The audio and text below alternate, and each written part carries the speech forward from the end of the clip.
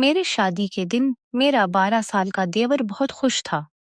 मैं उसे हमेशा अपना छोटा भाई मानती थी और वो भी मुझे अपनी भाभी ही समझता था। मेरे शौहर की वफात के कुछ दिन बाद मैं अकेले सोने से डरती थी, इसलिए मैं उसे अपने साथ सलाती थी। वो सर्दियों की रात थी और मैं अपने देवर के साथ एक ही बिस्तर पर सोती थी। वो बहुत छोटा था, लेकिन 12 साल की उम्र में भी 18 साल के नौजवान लड़के जैसा दिखाई देता था। शौहर की वफात के बाद मेरी जिंदगी बहुत मुश्किल से गुजर रही थी, लेकिन मैं कब तक इस तरह जी सकती थी? इस रात मेरे देवर के साथ मेरे शौहर 2 दिन पहले ही उस दुनिया को छोड़ गए थे। घर में सास या नींद भी नहीं थी। घर में मेरे शौहर के छोटे भाई के सिवा कोई नहीं था। समीर 12 साल का था। मेरी जिंदगी भर में मैंने उसे कभी छोटे भाई से ज्यादा कुछ नहीं माना। मेरा देवर 12 साल का था। उसके साथ मैंने हमेशा बच्चे की तरह सलूक किया था। जब मेरी शादी हुई थी, तो वो मेरे शादी के दिन बहुत खुश था। वो कहने लगा, मैंने सोचा कि मुझे नई माँ मिल गई है। लेकिन मेरी माँ मुझे कहती थी कि बेटा, तेरा देवर तेरा बेटा नहीं है, इससे कुछ फासला रखना। ये आदत बना लो कि वो बगैर किसी पाबंदी के तेरे कमरे में ना आए। मैंने उसे कई बार देखा है कि वो बगैर कहे तेरे कमरे में आ जाता है। बेटी तो एक शादीशुदा लड़की है, तुझे अपने शौहर और अपनी देखभाल करनी पड़ेगी। जब मैं अपनी माँ की बातें सुनती तो मुझे लगता कि मेरी माँ समीर के बारे में बहुत बड़े ख्यालात रखती है, उसलिए मैं उसकी बातों पर दुखी होती। लेकिन आज जब मेरे शौहर उस दुनिया को छोड़ गए तो मेरी आंखों से आंसू बह रहे थे। मैं तसव्वुर भी नहीं कर सकती थी कि वो मुझे अपने छोटे भाई के साथ छोड़कर चले जाएंगे। मेरी जिंदगी मुश्किल में थी। मेरी हालत खराब थी। मैं पूरा दिन रोती रहती। रात के 12 बजे थे। मेरा दीवर समीर अभी घर नहीं आया था। वो शायद अपने भाई के रिश्तेदारों में मसरूफ था। मेरा दिल कहता था कि वो घर ना आए तो अच्छा है, क्योंकि अगर वो आएगा तो मुझे भी अजनबी सा लगेगा। मुझे अपनी माँ की बातें याद आ रही थीं। लेकिन इतने में घर के दरवाजे पर दस्तक हुई। मेरा दिल धड़कने लगा। मैंने सोचा कि कौन होगा, लेकिन समीर की आवाज आई, भाभी दरवाजा खोलो। मैं डर गई और मैंने दरवाजा खोल दिया। आज ये घर मुझे जंगल जैसा लग रहा था। समीर आज मुझे जानवर जैसा लग रहा था। मुझे नहीं पता कि मैं उसके बारे में इतना बड़ा क्यों सोचने लगी। भाभी भाभी, खाना खाया? उसने मुझसे बेगुनाही से पूछा। उसकी आंखें नीची थीं। उसने कुछ हाथ में चावलों की थैली थी। चावल होटल के थे। कहा, भाभी मुझे चावल और दाल लाकर मेरे सामने रख दिए। उसलिए मैंने बाहर से खाना ला लिया है। आप उसे खा लें, वरना आप भूख से मर जाएंगी, क्योंकि मैं अपने भाई के बाद अपनी माँ को खोना नहीं चाहता। समीर की आंखों में भी आंसू थे। हकीकत में वो मुझे माँ कहकर बुलाता था, लेकिन अब भी मेरे जहन से माँ के अल्फाज निकल नहीं रहे थे। भाभी, आपको फिक्र करने की कोई जरूरत नहीं। मैं आपका सहारा बनूंगा। आप घर छोड़कर कहीं न जाएं। वो बहुत जज्बाती तौर पर बात कर रहा था, लेकिन मेरे दिमाग में बहुत से सवालात घूम रहे थे। और अब आप अपने कमरे में ना सोएं। ये टेरेस के करीब है। मुझे लगता है कि छत के कमरे के करीब होने की वजह से, और अब सब जानते हैं कि हमारे घर में बड़े भाई का इंतकाल हो गया है, तो आपको अकेले सोने की जरूरत नहीं। मुझे ताजुब हुआ कि समीर उतनी छोटी उम्र में ऐसी बातें क्यों कर रहा है। क्या किसी ने उसे कुछ कहा है? लेकिन उसने जो कहा वो मुझे ठीक नहीं लगा और मैं अपने कमरे में चली गई। समीर का कमरा दूसरी तरफ था, जबकि मैं और मेरा शौहर छत वाले कमरे में रहते थे। मैं बहुत अजीब महसूस कर रही थी। आज पहली बार मैं किसी के कमरे में आई थी। लेकिन कमरे का दरवाजा बंद करते वक्त मेरी नजर ऐसी चीज पर पड़ी जिससे मेरे होश उड़ गए। वो 12 साल के बच्चे जैसा दिखाई देता था, लेकिन मेरी माँ सच्ची थी कि वो बहुत ज़हीन शख्स जैसी बातें करता था। समीर के कमरे में मेरे जेवरात देखकर मैं चून गई। वो तो मेरे कमरे में ताले में थे, तो वो यहाँ कैसे आ गया? ये बहुत अजीब बात थी। मैंने सोचा कि सुबह होते ही मैं उससे इस बारे में पूछूंगी, लेकिन मुझे बहुत नींद आ रही थी। मैंने कमरे का दरवाजा अंदर से मजबूती ही से बंद किया और फिर सोने के लिए लेट गई। मुझे नहीं पता क्यों मुझे बहुत ज्यादा नींद आ रही थी।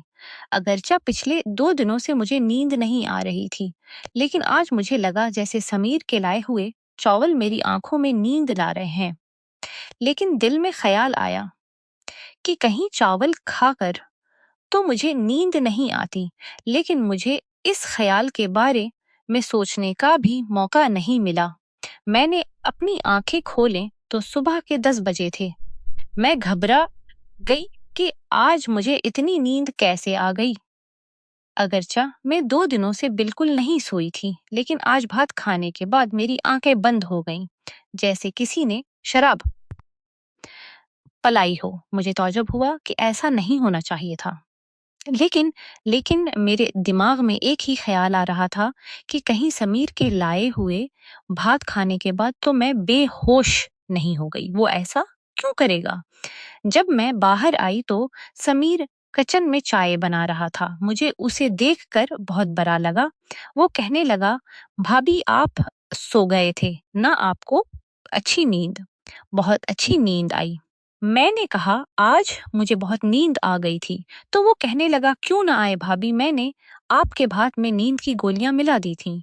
मैंने अपने दोस्त से कहा कि मेरी भाभी को नींद नहीं आती, तो उसने मुझे कहा कि तुम्हें उसके खाने में नींद की गोलियां मिला देनी चाहिए ताकि वो आराम से सो सके। ये सुनकर मुझे सदमा लगा कि समीर ऐसा बुरा काम कैसे कर सकता है। मैंने कहा, समीर तो ऐसा कैसे सोच सकता है कि तो अपनी भाभी को ही बेहोश करना चाहता था। उसने कहा, नहीं भाभी, ये तो मैंने आपको आराम से सलाने के लिए किया था। देखें आपको कैसी नींद आ गई, और चलो ये चाय पीऊं। चाय देखकर मैं फिर शक में पड़ गई और कहने लगी, तुमने उसमें तो कुछ नहीं मिलाया ना? तो वो कहने लगा, मैं भगवान की कसम खाता हूँ भाभी, मैंने आपकी नींद और आपके सुकून के लिए गोलियां मिला दी थीं। उ- उसलिए मैं आपके सामने चाय पी रहा हूँ। उसके बजाय हम दोनों आधी आधी पी लें। वो खुद चाय पीने लगा। मैंने कहा, ठीक है, मुझे माफ कर दो, मैं तुम्हारे बारे में मुशकूक हो गई थी। मैं समीर का चेहरा देखती तो उसकी बेगुनाही पर यकीन करती, क्योंकि वाकई उसके चेहरे पर बहुत बेगुनाही और शाइस्तगी थी। मैंने उसे कुछ नहीं कहा, क्योंकि मैं देखना चाहती थी कि आगे वो क्या कहता है। लेकिन जो मैंने उसके कमरे में देखा था, उसकी मेरे पास कोई माफी नहीं थी। कुछ देर बाद उसने खुद कहा, भाभी मैं आपके जेवरात बेचना चाहता हूँ। मेरा एक बहुत जाना पहचाना और ईमानदार चचा है, वो हमें बहुत पैसे देगा। इन पैसों से हम घर खरीद लेंगे। इस किराए के मकान में कब तक रहेंगे? घर का मालिक किराया लेने आए तो हमारे पास पैसे भी नहीं हैं। समीर की बात सुनकर मुझे हैरत हुई। मैंने आज तक इस बारे में सोचा भी नहीं था। तो फिर वो कैसे सोच सकता है? बात बहुत अजीब थी। मैंने कहा, तुझे ये ख्याल कैसे आया कि हम नया घर बनाएं? वो कहने लगा, भाभी मेरा आगे शादी होगी और हमें जिंदगी एक साथ गुजारनी है। हमारे पास एक नया मकान तो होना चाहिए ना? समीर सच्चा था, इसलिए मैंने उसे जेवरात के मामले के बारे में कुछ नहीं कहा। लेकिन मुझे डर था कि अगर जेवरात बेचने के बाद पैसे ना मिले तो क्या होगा? मैं एक बेवा औरत थी।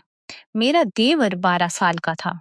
उसकी कोई आसानी से हमें धोखा दे सकता था। मैंने सोचा कि मुझे इस बारे में किसी से पूछना चाहिए। मैं अपने भाई से कहूंगी, वो यकीनन मेरी मदद करेंगे। समीर छोटा बच्चा था और मेरे कमरे का ताला तोड़कर उसने जेवरात निकाल लिए थे। उस पर मुझे अब भी गुस्सा था। मैंने अपने भाई से कहा कि मुझे ये जेवरात बेचकर घर खरीदना है। तो उसने मुझे कहा, नहीं, घर लेने की कोई जरूरत नहीं। तुम बेवा हो, तुम्हें हमारे घर आना पड़ेगा। लेकिन मैं उनके घर जाना नहीं चाहती थी, क्योंकि मैं जानती थी कि मेरा भाई अपनी बेवी का गुलाम था। वो अपनी बहन की कभी हमायत नहीं करेगा।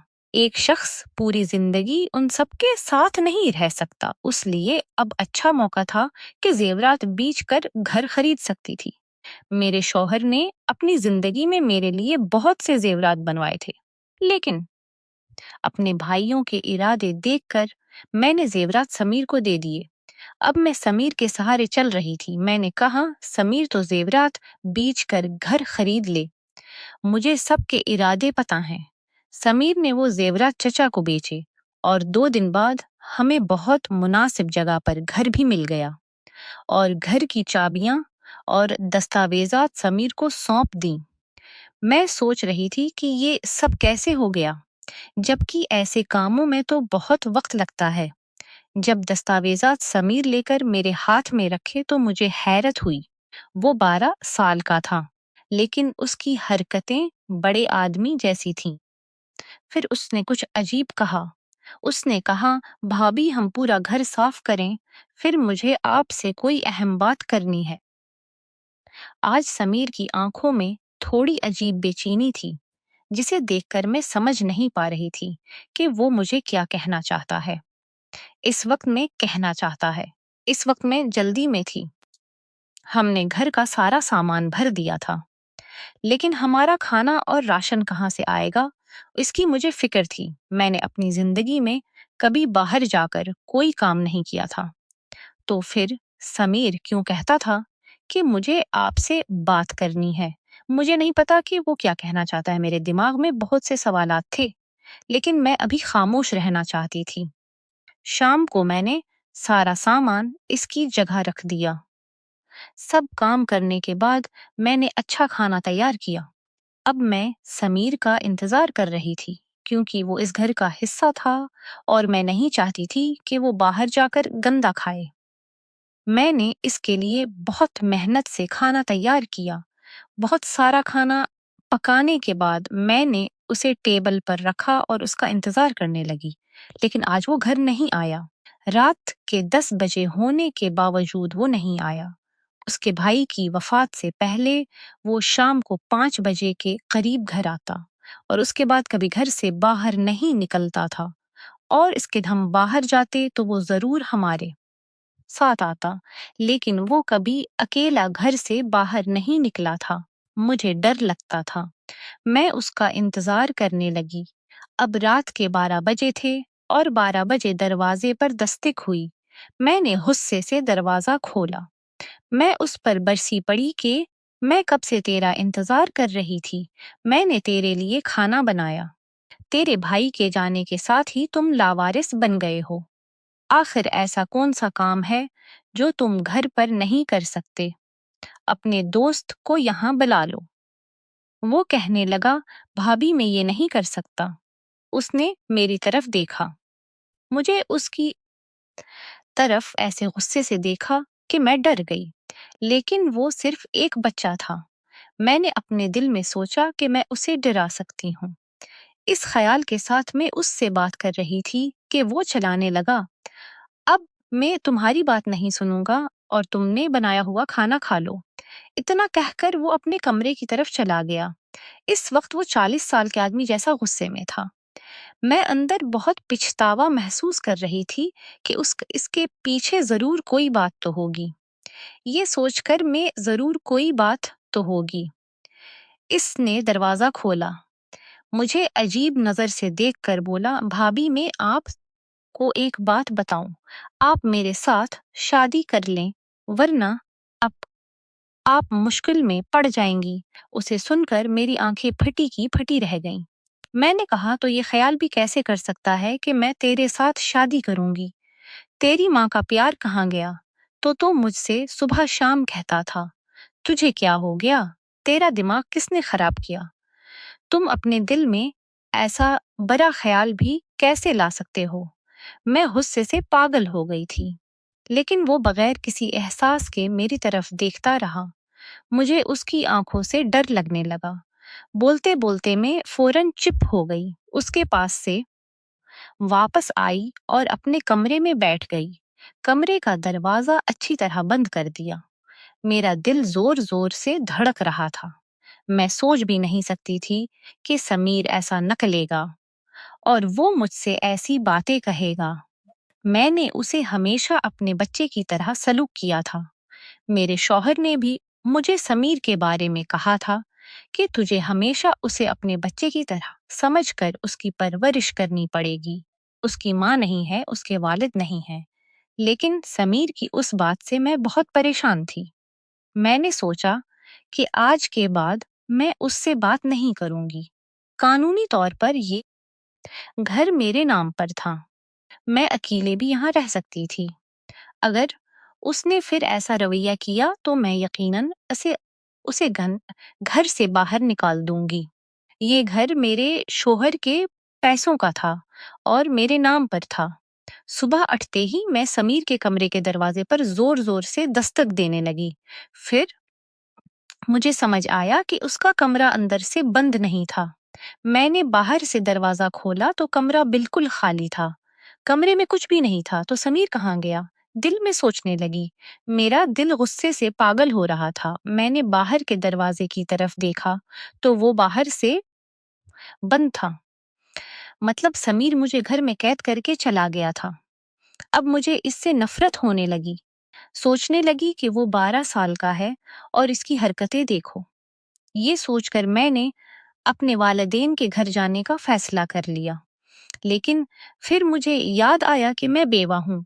बार-बार घर से बाहर फेंकी जाना अच्छी बात नहीं। बस इतना सोचकर मैं लाचार होकर बैठ गई। शौहर की वफात को 1 महीना हो गया था। उस महीने में समीर बहुत बदल चुका था। मैंने सोचा खुदावंद तो ने मुझे एक बच्चा दिया था।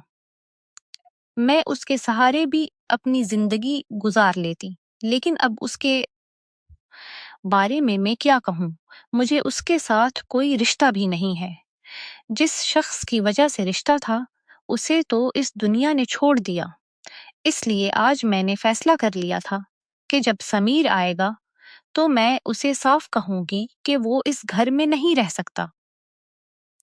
रात के अभी 6 बजे भी नहीं हुए थे, यानी रात शुरू भी नहीं हुई थी। इतने वक्त में मेरे घर पर दस्तक हुई।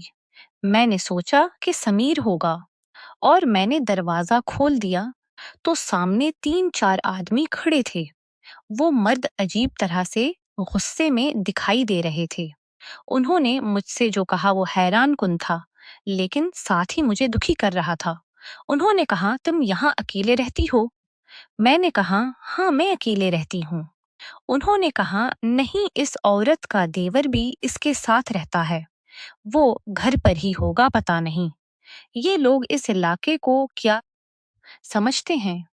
मैं तो कहता हूँ कि उसे यहाँ से निकाल देना चाहिए। उन लोगों के लिए इस इलाके में रहना मुनासिब नहीं है। मैंने कहा, क्यों भाई, हमने क्या किया? तो वो कहने लगे, अरे बहन, उसने क्या किया तुम हमसे पूछ रही हो? तुम 12 साल के देवर के साथ इस घर में अकेले रहती हो। तुम जानती हो कि तुम्हारे शोहर का तो इंतकाल हो चुका है, अब तुम बेवा बन चुकी हो, तुम्हें तो अपने वालिदैन के घर आना चाहिए। हमारी बहनें बेटियां भी यहाँ रहती हैं। हम अपने इलाके में ऐसे लोगों को बर्दाश्त नहीं कर सकते। मुझे उन आदमियों पर बहुत गुस्सा आया, लेकिन मैंने कुछ नहीं बोला और उनके चेहरे पर दरवाजा बंद कर दिया। मेरी आंखों से आंसू आने लगे। मुझे समीर पर गुस्सा आ रहा था। ये सब उसने ही किया था। मैंने अपनी अपनी चीजें पैक करना शुरू कर दिया, क्योंकि अब मेरे लिए यहाँ रहना मुश्किल हो गया था। मैं जानती थी कि ऐसी बातें मेरे बारे में समीर ने ही फैलाई थीं, क्योंकि मैंने उसके साथ शादी करने से इनकार कर दिया था और जैसे कि मैं बहुत गुनाहगार औरत हूँ। लोग सच कहते हैं कि ये दुनिया एक अकेले औरत को कभी जीने नहीं देती।